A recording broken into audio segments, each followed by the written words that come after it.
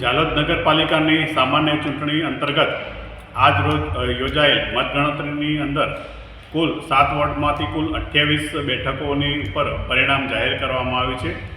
સમગ્ર ચૂંટણી પ્રક્રિયા શાંતિપૂર્ણ માહોલની અંદર પૂર્ણ કરવામાં આવી છે. ઝાલોદ સાયન્સ કોલેજ ખાતે ધાવડિયા તાલુકા પંચાયત, કારટ તાલુકા પંચાયત તેમજ ઝાલોદ નગરપાલિકાના 7 વોર્ડની મતગણતરી હાથ ધરાઈ હતી, જેમાં સવારે 7:00 વાગ્યાથી બંદોબસ્ત ગોઠવી દેવામાં આવેલો હતો અને મતગણતરી શાંતિપૂર્વક માહોલમાં હાલ પૂર્ણ થયેલ છે.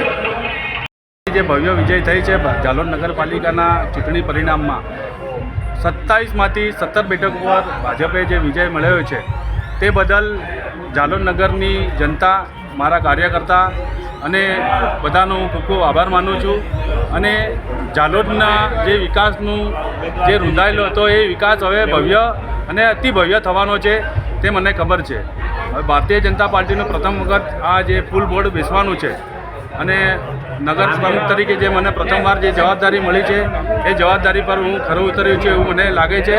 જે આ ઝાલોદ નગરના અને બધા વડીલોના આશીર્વાદથી થઈ રહ્યું છે તેનો મને ખૂબ ખૂબ આનંદ છે. અને ભારતીય જનતા પાર્ટી અને ભાજપની સરકાર ઝાલોદનું જતન કરશે એ મને સંપૂર્ણ વિશ્વાસ છે. જય માતાજી.